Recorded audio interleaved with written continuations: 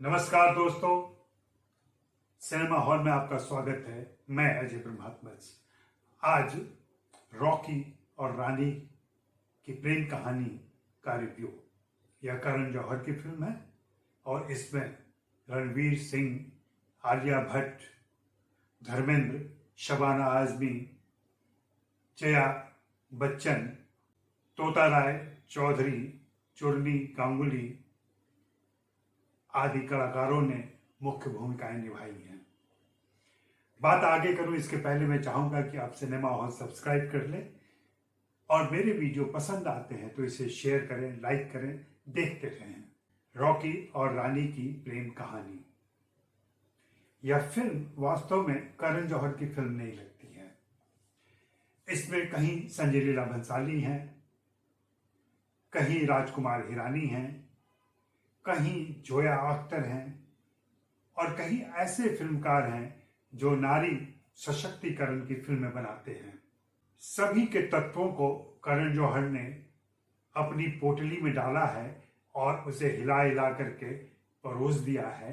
इसलिए इस फिल्म को देखते हुए आप फॉर्मेट और चौहद्दी जो मैं पहले से कह रहा हूं वह तो करण जौहर का ही मिलेगा, लेकिन इसमें कुछ एक दृश्य, कुछ एक प्रसंग ऐसे हैं जहां लगेगा कि कितनी क्रांतिकारी फिल्म है यह। नारी सशक्तिकरण की फिल्म बन रही है। यह पितृसत्तात्मक सत्ता के खिलाफ जा रही है।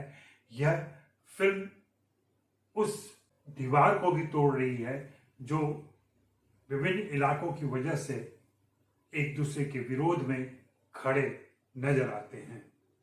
यह फिल्म कई सारी बातें एक साथ 168 मिनट में हमारे सामने रख देना चाहती है। मुख्य रूप से यह एक प्रेम कहानी है, रॉकी और रानी की प्रेम कहानी है, लेकिन कुछ सब प्लॉट भी हैं जहां पे हम कंवल और जामनी का भी प्रेम देखते हैं। हम जया बच्चन यानी कि धन लक्ष्मी की क्रूर आकांक्षाएं देखते हैं। हम आमिर बशीर को तिजोरी की भूमिका में देखते हैं जो माँ के नक्शे कदम पर चलता हुआ अपने ही परिवार मतलब अपनी बीवी और बेटे बेटियों से कहीं दूर जा चुका है। दूसरी तरफ आलिया भट्ट का परिवार है जहां तोता राय चौधरी और चुर्नी गांगुली ने उनके माता पिता की भूमिका निभाई है और शबाना आजमी उनकी दादी बनी हुई है। शबाना आजमी ही जामिनी दास हैं। यह कहानी ऐसे तो लगती है कि बहुत क्रांतिकारी है, बहुत ऊंची बातें कर रही है और कहीं न कहीं औरतों की आज़ादी, औरतों के सशक्तिकरण, औरतों की भूमिकाओं की बात करती है, लेकिन यह कहीं से भी नारी प्रधान फिल्म नहीं है। यह घोर किस्म से रूढ़िवादी विचारों को अंत में ले जाकर पेश कर देती है। याद करें, अगर आपने फिल्म देख ली है और अगर फिल्म देखने जा रहे हैं, फिल्म खत्म होने के 22 मिनट पहले रानी की भूमिका निभा रही आलिया भट्ट आक्रामक मुद्रा में बहुत सारी बातें कहती हैं, अपने प्रेमी रणवीर सिंह के पिता को चुनौती देती हैं, उनका हाथ पकड़ लेती हैं और अपनी सारी बातें कहते हैं, जहां पे वह धिक्कारती हैं और उन्हें आईना दिखाती हैं और बताती हैं कि कैसे उन्होंने क्या क्या किया है। बात बिगड़ जाती है और ऐसा लगता है कि रानी और रॉकी की प्रेम कहानी अधूरी रह जाएगी, लेकिन जैसा कि होता है फिल्म के अंत में आते आते सब कोई यानी कि जिसने भी गलती की सब माफी मांगने लगते हैं। और मुझे तो वह बात बहुत बुरी लगी जब आलिया भट्ट, जिसने अपनी सारी बातें कही थी और की थी, अपनी अदाकारी से, अपनी क्रियाओं से जो जाहिर किया था, वह सब अंत में मटिया मेट कर देती है। जो वह रणवीर के पिता को कहती है कि मैंने जो भी कहा, जो भी किया, वह सब गलत था।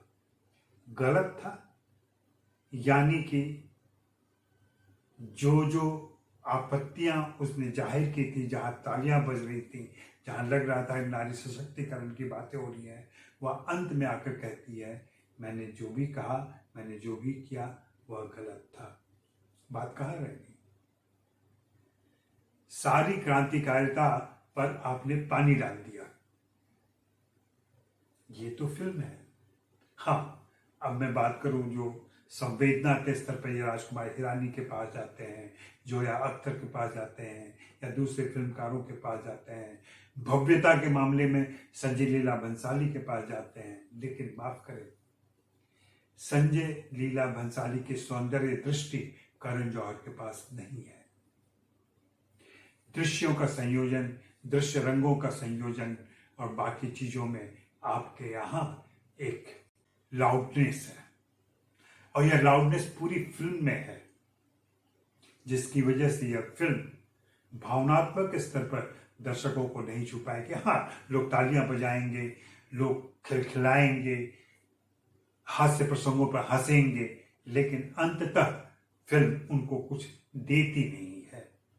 फिल्म स्फुरन देती है, फिल्म आनंद देती है, फिल्म के कुछ दृश्य लाजवाब लगेंगे, नाटकीय तत्व है, ड्रामा है, तनाव है, प्रेम बहुत थोड़ा है, और इस तरीके से यह फिल्म आगे बढ़ते बढ़ते खुद की ही प्रेमाइस को, खुद की ही बातों को तोड़ देती है और कहीं ना कहीं उस ढांचे में प्रवेश कर जाती है जो करण जौहर करते रहे हैं। मुझे तो लगता है इस फिल्म में मिसकास्टिंग हुई है। जया बच्चन रंधावा परिवार की मुखिया, उस पंजाबी महिला के किरदार में वह बिल्कुल नहीं जचती है। इसी प्रकार जामिनी दास की भूमिका में शबाना आजमी भी नहीं जमती हैं। हालांकि दोनों सिद्ध अभिनेत्रियां हैं, बड़ी अभिनेत्रियां हैं, लेकिन लुक और फील में भी तो बात आनी चाहिए।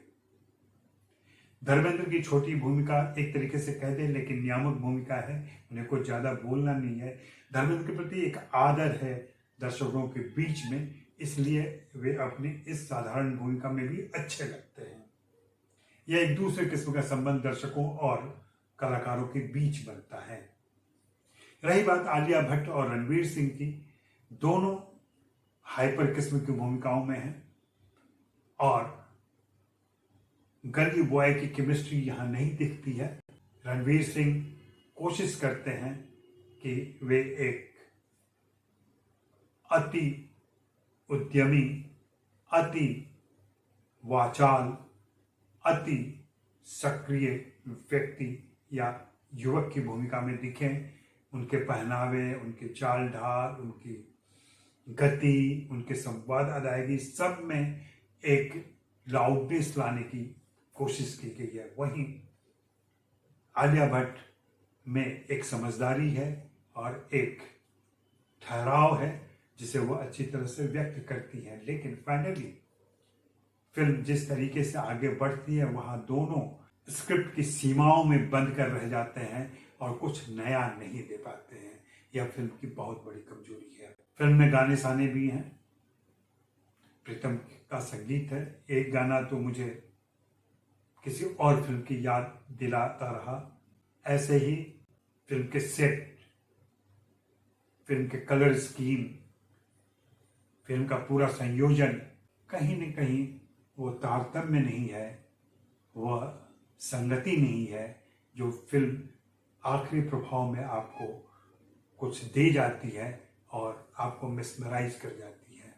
यह फिल्म बेहद साधारण है, मैं तो कहूँगा रूढ़िबद्ध है, और बीच बीच में यह कोशिश करती है कि अपनी रूढ़ियों से बाहर निकले, लेकिन फिर से उन्हीं रूढ़ियों में लौट आए। आप बताएं आपको यह फिल्म कैसी लगी, और अपनी राय जरूर लिखें और शेयर करें। मेरा वीडियो पसंद आया तो इसे भी लाइक करें और शेयर करें। देखते रहें सिनेमा हॉल। शुक्रिया, मेहरबानी, धन्यवाद।